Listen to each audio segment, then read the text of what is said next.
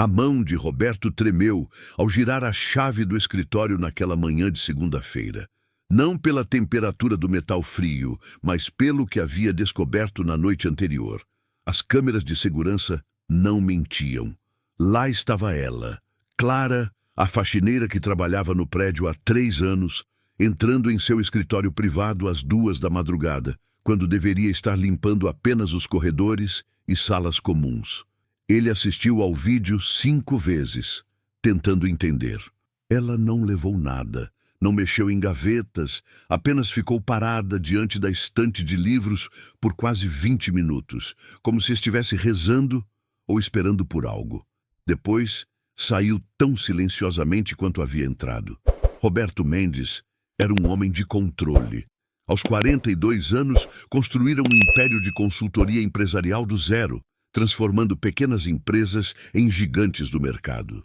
Seu escritório no 15º andar era seu santuário, o único lugar onde permitia que as máscaras caíssem, onde guardava não apenas documentos confidenciais, mas também memórias que preferia manter trancadas. A violação daquele espaço não era apenas uma quebra de confiança profissional, era uma invasão à única parte de sua vida que ele ainda conseguia proteger. Quando Clara chegou naquela manhã, pontual como sempre, Roberto já a esperava no corredor. Ela carregava o balde com produtos de limpeza, o uniforme azul marinho impecável, o cabelo preso num coque simples. Tinha 40 e poucos anos, mas o rosto marcado pelo cansaço acrescentava uma década à sua aparência.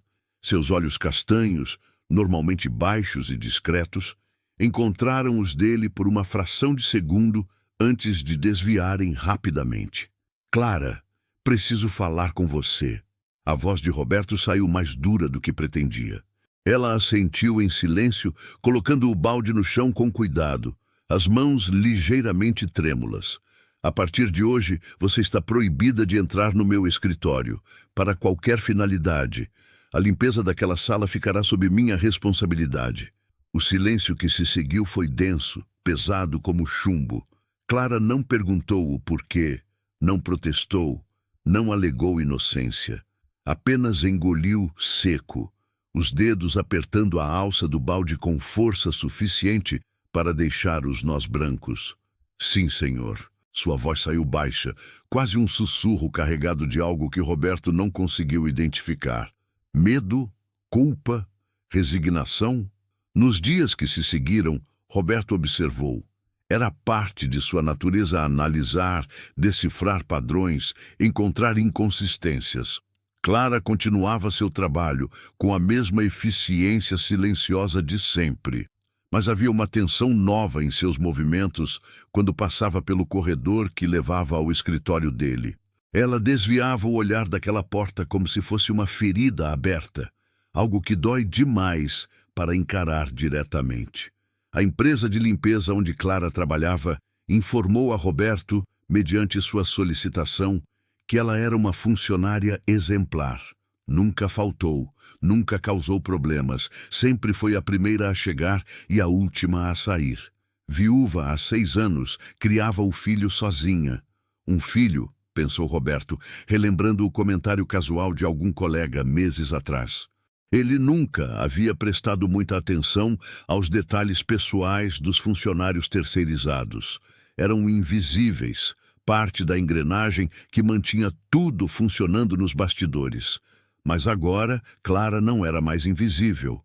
Ela se tornara um enigma que consumia seus pensamentos durante reuniões importantes, que o fazia instalar mais câmeras no corredor, que o mantinha acordado, revisando gravações antigas para ver se havia perdido algo. E havia.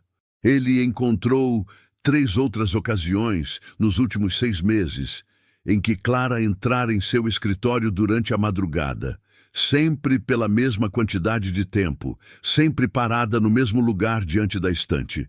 Roberto considerou confrontá-la diretamente, exigir explicações, ameaçar envolver a polícia, mas algo o detinha. Talvez fosse a maneira como ela aceitara a proibição sem luta, como alguém que já esperava ser punido.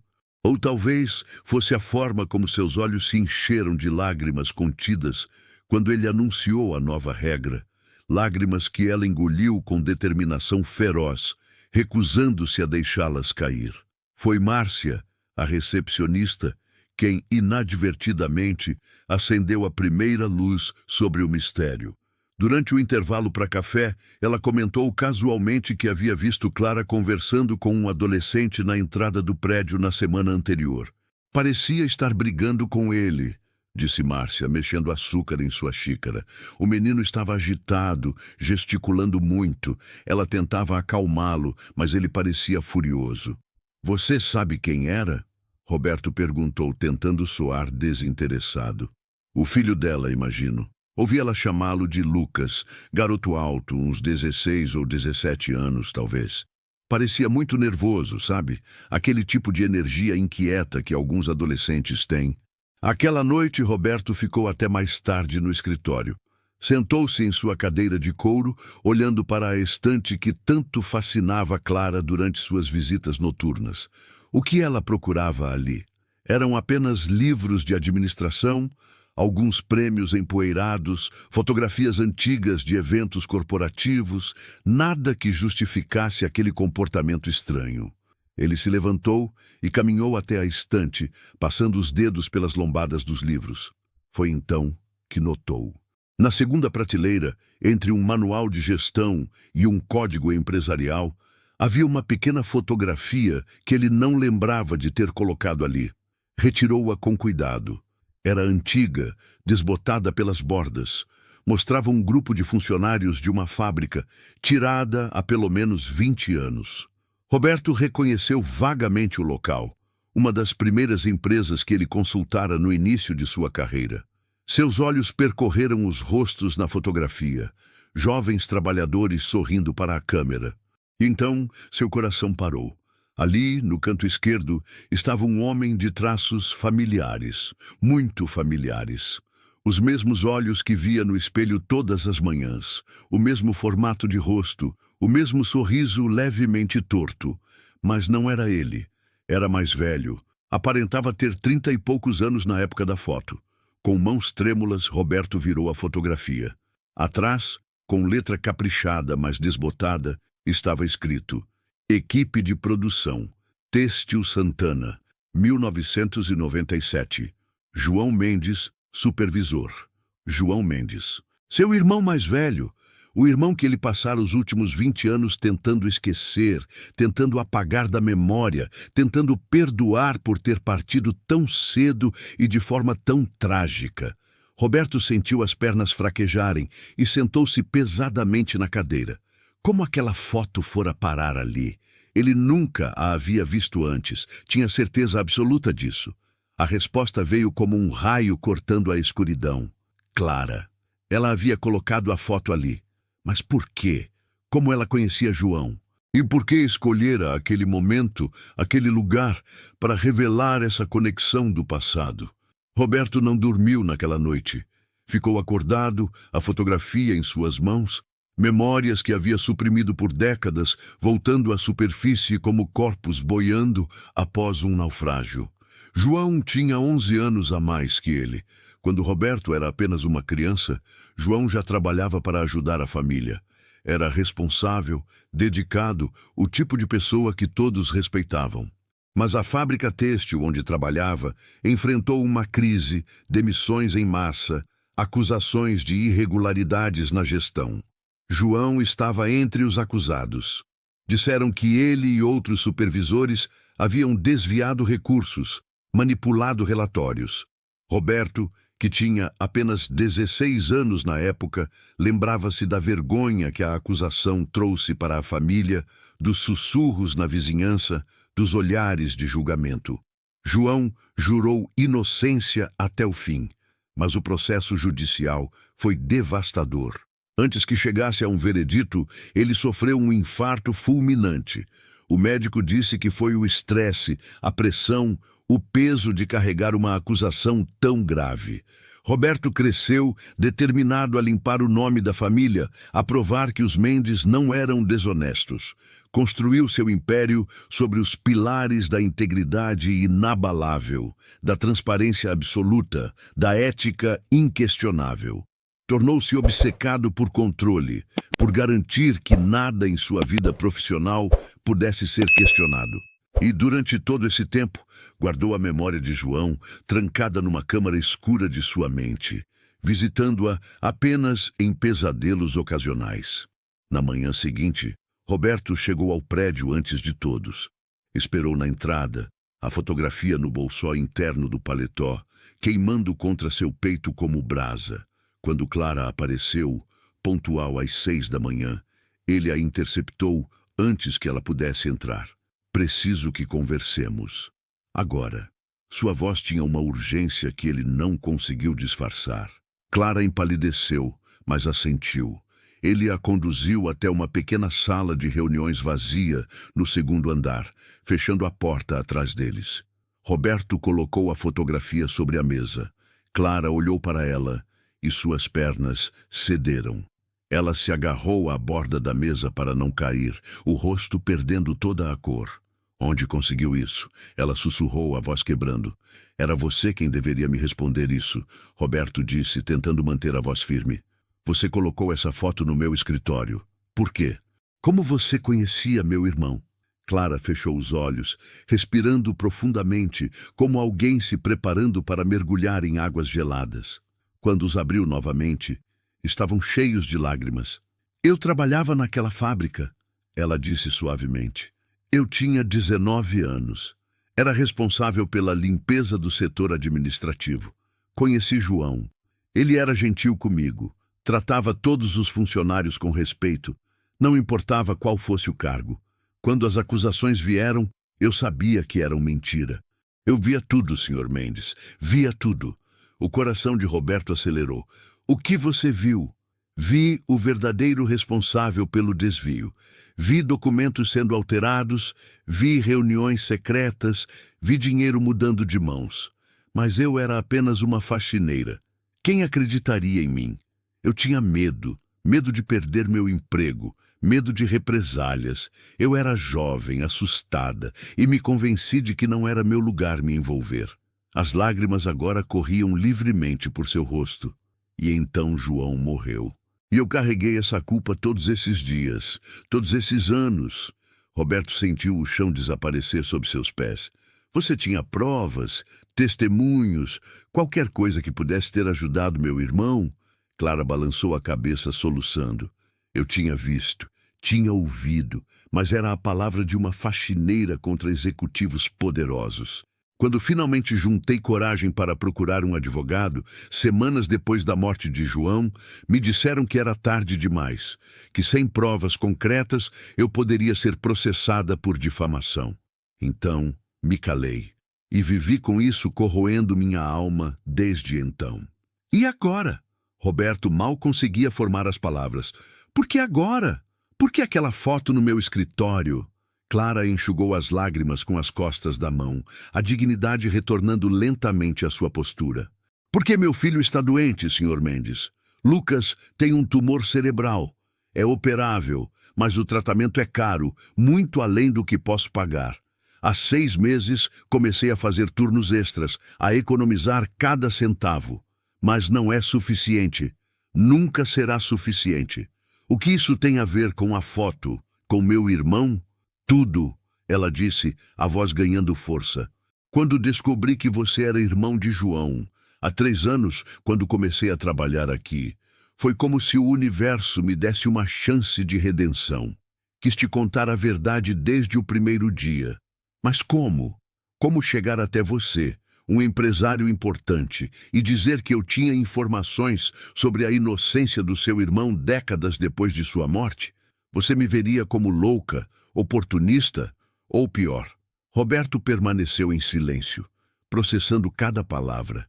Então, decidi esperar o momento certo, Clara continuou. Guardei aquela foto todos esses anos. Era uma das poucas coisas que peguei da fábrica antes de ser demolida. Quis devolvê-la a você. Quis que soubesse que João não estava sozinho naquele dia, que havia pessoas que acreditavam nele. Mas também preciso admitir algo mais sombrio, algo que me envergonha profundamente. Ela respirou fundo, reunindo coragem. Pensei que, se você soubesse a verdade sobre seu irmão, se eu pudesse de alguma forma provar minha boa-fé, minha vontade de fazer justiça, mesmo décadas depois, talvez você pudesse me ajudar com o tratamento de Lucas. Não como um favor, mas como um empréstimo. Eu trabalharia o resto da minha vida para pagar, mas precisava do dinheiro agora. Lucas não tem tempo. Então você invadiu meu escritório à noite. Roberto disse lentamente, as peças do quebra-cabeça finalmente se encaixando, para deixar a foto onde eu pudesse encontrá-la. Sim, mas toda vez que entrava ali, ficava paralisada. Via seus livros, suas conquistas, a vida que você construiu sobre as cinzas do que aconteceu com João. E me sentia tão pequena, tão insignificante. Como eu poderia manchar tudo isso com minhas mãos sujas de faxineira, trazendo de volta a dor que você trabalhou tanto para superar? Então colocava a foto ali e ficava olhando, tentando encontrar coragem para deixá-la, mas sempre a levava de volta comigo no final. Até que uma noite você a deixou, Roberto completou. Até que Lucas piorou. Os médicos disseram que não podíamos esperar mais. A cirurgia precisava acontecer logo, ou ele não teria mais chance. Então deixei a foto ali, esperando que você a encontrasse, que perguntasse sobre ela, que isso abrisse uma porta para eu finalmente te contar tudo. Mas então você me proibiu de entrar no escritório e percebi que havia falhado novamente. Que minha covardia, tanto no passado quanto agora, estava custando tudo que eu amava. O silêncio que se instalou na sala era diferente do silêncio tenso dos dias anteriores. Era um silêncio de compreensão, de feridas antigas sendo expostas à luz, de verdades dolorosas finalmente ditas. Roberto se sentou pesadamente numa cadeira, o rosto entre as mãos. 20 anos. 20 anos ele viveu acreditando que nunca saberia a verdade sobre João, que morreria sem poder limpar o nome do irmão. E ali estava a resposta trazida por uma faxineira que carregava sua própria cruz de culpa e arrependimento. Você disse que viu quem era o verdadeiro responsável, Roberto disse finalmente, erguendo o olhar. Ainda se lembra dos nomes? Clara assentiu. Lembro de cada detalhe. Lembro dos rostos, das vozes, das conversas que ouvi quando pensavam que eu era invisível. Lembro de tudo, Sr. Mendes. São memórias que me perseguem todas as noites. Essas pessoas ainda estão vivas? Ainda estão em posições de poder? Alguns sim. O principal deles, Augusto Ferreira, hoje é dono de uma rede de lojas de tecidos. Enriqueceu com o dinheiro que roubou, enquanto homens honestos como João morreram carregando culpas que não eram deles.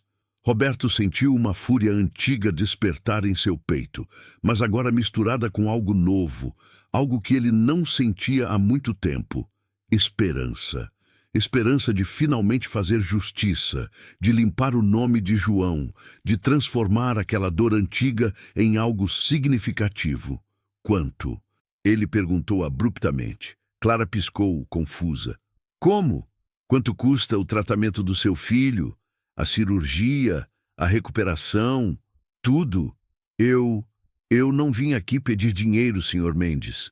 Vim porque precisava contar a verdade, porque não podia mais carregar esse peso sozinha.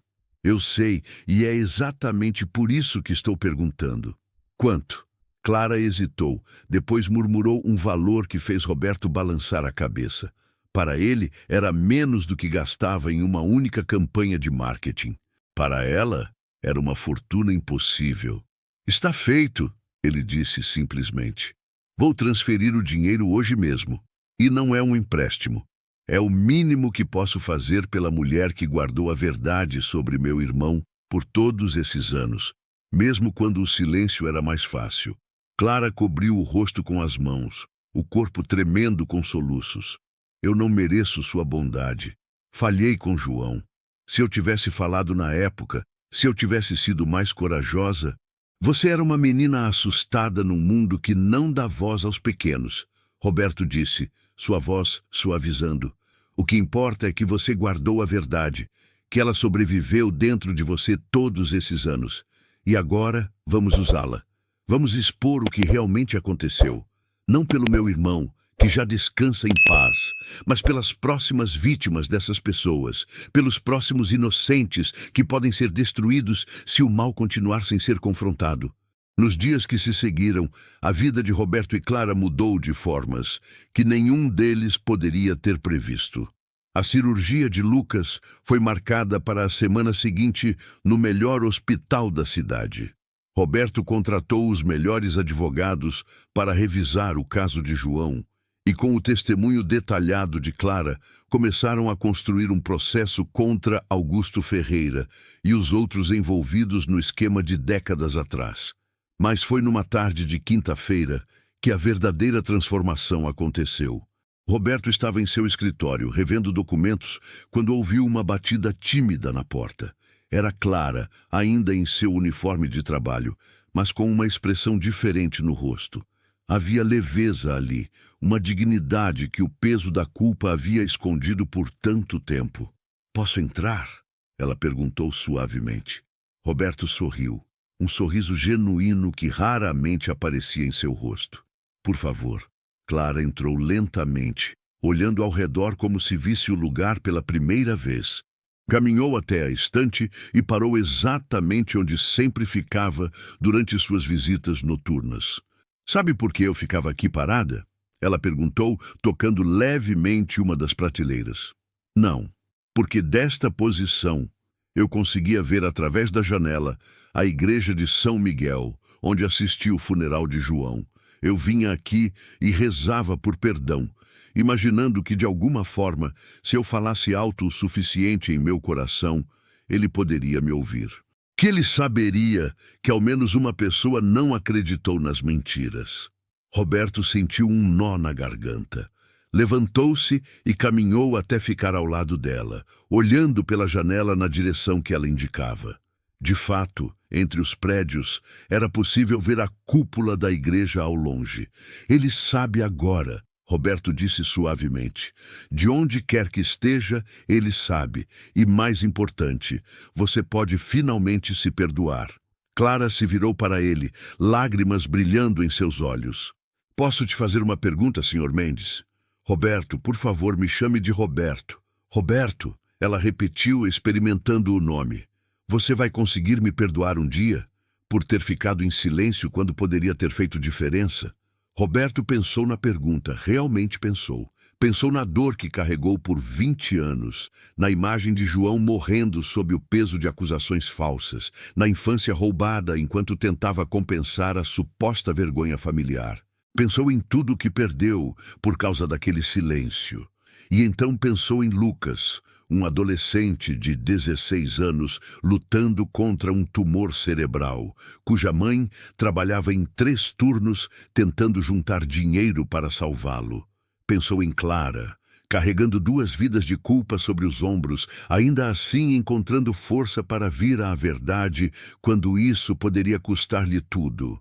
Pensou em como o medo é uma força tão poderosa quanto o amor, e como às vezes as pessoas mais corajosas são aquelas que finalmente encontram coragem apesar de todo o medo. "Não há nada a perdoar", ele disse finalmente. "Você era vítima do mesmo sistema que destruiu meu irmão. Um sistema que torna algumas pessoas invisíveis e outras intocáveis. Mas você se recusou a permanecer invisível quando realmente importava. Quando seu filho precisou de você, quando a verdade precisou ser dita, você encontrou sua voz. É mais do que muitos fariam." A cirurgia de Lucas foi um sucesso. Roberto fez questão de estar no hospital no dia junto com Clara. Quando o médico saiu da sala cirúrgica com notícias positivas, Clara desabou nos braços de Roberto, soluçando de alívio e gratidão. E pela primeira vez em 20 anos, Roberto permitiu que suas próprias lágrimas caíssem. Lágrimas por João, por Clara, por Lucas, por todas as injustiças do mundo que nunca são corrigidas, e por essa rara ocasião em que uma delas foi. Ele conheceu Lucas 2 semanas depois, quando o garoto já estava em recuperação. Era um adolescente inteligente, de olhos vivos apesar da palidez pós-operatória, com senso de humor afiado e uma maturidade que vinha de ter encarado a mortalidade tão jovem. Quando Clara contou a ele sobre como Roberto havia ajudado, Lucas estendeu a mão com firmeza. Minha mãe disse que você fez isso porque ela ajudou com algo relacionado ao seu irmão, Lucas disse. Mas eu acho que você fez porque é uma pessoa boa. E quero que saiba que não vou desperdiçar essa chance. Vou viver de um jeito que faça valer cada centavo que você gastou, cada gota de preocupação que minha mãe derramou. Roberto apertou a mão do garoto, vendo nele ecos de João, aquela mesma determinação, aquela mesma dignidade fundamental. Só me prometa uma coisa, Roberto disse. Quando você crescer e se tornar quem quer que decida ser, lembre-se de olhar para as pessoas que outros não veem, as faxineiras, os seguranças, os motoristas. São eles que frequentemente seguram os segredos mais importantes, que veem as verdades que os poderosos tentam esconder. O processo contra Augusto Ferreira e os outros levou 2 anos para chegar aos tribunais. O testemunho de Clara foi devastador. Ela falou com uma memória impressionante, citando datas, conversas, transações que havia testemunhado décadas atrás. Outros funcionários antigos da fábrica, encorajados por sua coragem, vieram à frente com suas próprias histórias. O castelo de mentiras finalmente desmoronou. Quando o veredito foi lido, declarando a inocência póstuma de João Mendes e condenando os verdadeiros culpados, Roberto sentou-se na sala do tribunal com Clara ao seu lado. Não houve celebração exuberante, apenas um silêncio respeitoso, um momento de reconhecimento de que a justiça, embora atrasada, finalmente havia chegado. Após o julgamento, Roberto fez algo que surpreendeu a todos que o conheciam. Criou uma fundação em nome de João, dedicada a fornecer assistência jurídica gratuita para trabalhadores acusados injustamente e apoio médico para famílias que não podiam pagar tratamentos. Clara se tornou a diretora administrativa da fundação, usando sua experiência para identificar casos onde pessoas estavam sendo silenciadas ou ignoradas pelo sistema. Lucas, depois de sua recuperação completa, tornou-se voluntário na fundação aos fins de semana, ajudando a organizar arquivos e aprendendo sobre o trabalho que sua mãe e Roberto faziam. Ele entrou para a faculdade de Direito 3 anos depois, determinado a se tornar o tipo de advogado que dá voz aos que não têm. Roberto nunca voltou a ser o mesmo homem que era antes daquela manhã de segunda-feira, quando proibiu Clara de entrar em seu escritório. O controle obsessivo foi substituído por algo mais humano, uma compreensão de que as coisas mais importantes da vida raramente podem ser controladas ou previstas. Ele aprendeu a ver as pessoas além de suas funções, a reconhecer histórias em cada rosto que passava pelos corredores de seu prédio. A estante em seu escritório permaneceu como estava, mas agora havia uma moldura de prata na mesma prateleira onde Clara costumava parar durante suas visitas noturnas. Dentro dela, a foto da equipe da Têxtil Santana, com João sorrindo naquele dia distante de 1997. Mas Roberto adicionou uma segunda foto ao lado dela. Uma imagem tirada no dia em que a fundação foi inaugurada, mostrando Clara, Lucas e ele próprio, 3 vidas entrelaçadas por tragédia e transformadas por verdade. Certo dia, anos depois de tudo ter acontecido, Roberto estava trabalhando tarde quando ouviu uma batida na porta. Era Clara, que agora tinha sua própria sala no andar de baixo, mas ainda mantinha o hábito de fazer rondas pelo prédio, verificando se tudo estava em ordem, uma faxineira que nunca deixaria de sê-lo em seu coração, mesmo com seu novo título. Você ainda trabalha até tarde demais, ela disse, entrando com 2 xícaras de café. E você ainda se preocupa demais, ele respondeu, aceitando a xícara com um sorriso. Eles ficaram em silêncio por um momento, confortáveis na presença um do outro, do jeito que apenas pessoas que passaram pelo fogo juntas podem ficar. Sabe, Clara disse finalmente. Às vezes ainda não acredito que tudo isso aconteceu, que de todo aquele medo e culpa, algo tão bonito pôde nascer. É porque você encontrou coragem quando mais importava, Roberto disse. A coragem não é a ausência de medo, Clara. É fazer o que precisa ser feito apesar do medo. Você sempre teve isso. Só precisava de um motivo forte o suficiente para deixá-la surgir. Lucas, ela disse suavemente, ele sempre foi meu motivo. E João foi o meu. Roberto concordou. Engraçado como o amor pelos outros nos torna mais fortes do que jamais seríamos por nós mesmos. Clara olhou pela janela, na direção da igreja de São Miguel, ainda visível entre os prédios na luz do crepúsculo. Você acha que ele sabe? João, você acha que de alguma forma ele vê o que fizemos? Roberto seguiu seu olhar. Não sei se acredito em vida após a morte, Clara, mas acredito que as ações de uma pessoa boa ecoam através do tempo. João viveu com integridade, mesmo quando isso lhe custou tudo. E esse eco alcançou você, me alcançou, alcançou Lucas e todos aqueles que a Fundação já ajudou. Nesse sentido, ele nunca realmente morreu. Ele continua vivendo através de cada vida que tocamos. Enquanto a noite caía sobre a cidade, Roberto pensou em todas as portas que fechamos em nossas vidas, todas as áreas proibidas que criamos para nos proteger da dor, do passado, da verdade. Sua proibição à Clara de entrar em seu escritório havia sido uma dessas portas, uma tentativa de manter controle sobre o único espaço onde ainda se sentia seguro. Mas às vezes, as portas que fechamos com mais força são exatamente aquelas que precisam ser abertas. Às vezes, a pessoa que tentamos manter do lado de fora é exatamente quem traz a cura que desesperadamente precisamos. Clara não estava tentando invadir seu santuário. Ela estava tentando devolver algo que ele havia perdido há muito tempo. A verdade sobre quem seu irmão realmente era. A possibilidade de redenção. A chance de transformar dor antiga em propósito novo. E no processo de proteger seu filho, Clara encontrou sua própria redenção. Ela aprendeu que o silêncio pode ser tão mortal quanto a mentira, mas também que nunca é tarde demais para falar a verdade. Aprendeu que as pessoas que a sociedade torna invisíveis carregam consigo um poder imenso, o poder de testemunhar, de lembrar, de finalmente, quando o momento certo chega, de mudar o curso da história. Roberto olhou para a foto de João em sua estante, para o irmão que partiu tão cedo carregando o peso de acusações falsas. Você estava certo. Ele sussurrou para a foto como fazia às vezes quando estava sozinho. Sempre disse que a verdade eventualmente vem à luz.